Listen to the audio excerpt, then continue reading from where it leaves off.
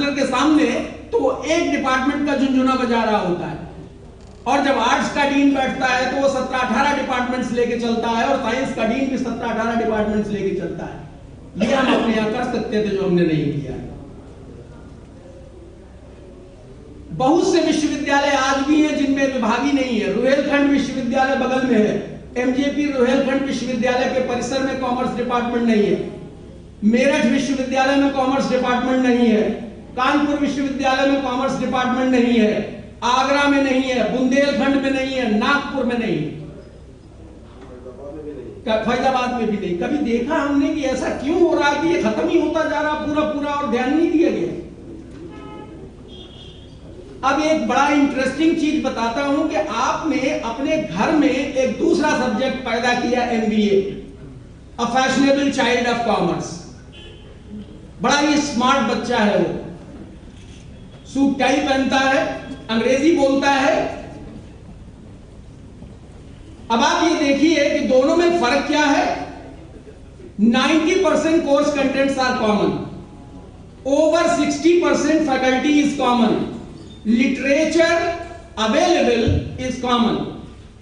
Where lies the difference? MBA में और MCom में डिफरेंस क्या है? अभी प्रेस वाले पूछ रहे थे, जरा देखिएगा। इंडस्ट्री इंटरफेस नहीं है यहां, और उसी को प्रोजेक्ट वर्क कह सकते हैं, वो नहीं है।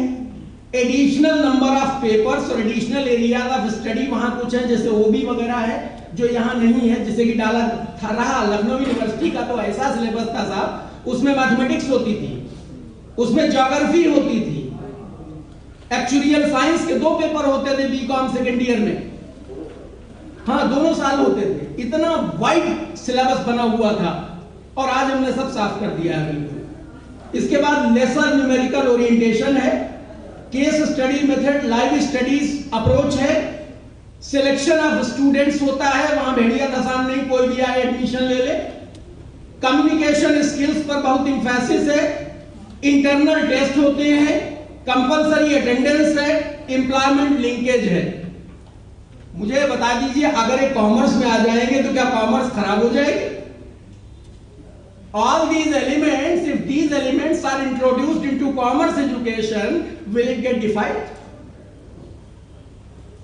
कभी कभी ऐसा लगता है जैसे वो एक केमिस्ट्री के प्रोफेसर को टेस्ट करना था शराब के बारे में कि नशा किसमें कितना होता है, तो उन्होंने एक को बुलाया बाजार से जो ज्यादा प्रोफेशनल था, उससे कहने लगे भाई हमें टेस्ट करना है। तो उसने कहा मंगवाओ पहले, तब टेस्ट होगा। पता चला पहले दिन वोडका आया, अगले दिन रम आया, तीसरे दिन विस्की आई, चौथे दिन जिन आई, कुछ न कुछ आया, हर एक में पानी मिलता गया। प्रोफेसर ने लास्ट में कंक्लूड किया पानी सब में कॉमन है, लिहाजा नशा पानी में है, शराब में नहीं है। कॉमर्स में और मैनेजमेंट में जब सारा कुछ कॉमन है तो नशे का एलिमेंट तो सिर्फ इतना है, इसके अलावा क्या है? केवल ओरिएंटेशन का फर्क है और कुछ नहीं। वो ओरिएंटेशन शराब में पानी की तरह है, इसके अलावा और कुछ नहीं। मैंने केवल सवाल उठाए हैं, सॉल्यूशंस मैं नहीं सामने रख रहा हूं। मैंने जिंदगी में आज तक कभी सवाल तब नहीं उठाए जब मेरे पास सॉल्यूशंस नहीं हुए। पब्लिक फोरम मेरे पास इनके सॉल्यूशंस हैं, लेकिन उनकी चर्चा करना यहां पर ठीक नहीं है। इन प्रश्नों को उठाने का सीधा सा इशारा यह है कि कॉमर्स के जो हमारे अध्यापक हैं वो इन पर विचार करें। और मैं तो ये चाहूंगा कि इस कॉन्फ्रेंस की समाप्ति पर जो इंडियन कॉमर्स एसोसिएशन की बैठक हो रही है भुवनेश्वर में 27 और 28 को, उसके प्रेसिडेंट को भी हम ये रिकमेंडेशंस लिख के भेजें कि भाई आखिर इतना हाराकिरी क्यों है? आप इतनी बड़ी बड़ी कॉन्फ्रेंस करते हो, कॉमर्स के फंडामेंटल क्वेश्चंस को क्यों नहीं एड्रेस करते? These are the fundamental questions which you need to address in order to survive. तो मैं विषय को, मुझे लगता है मैंने प्रश्न उठाते उठाते इंट्रोड्यूस किया है और विषय के बारे में कुछ नहीं कहा है।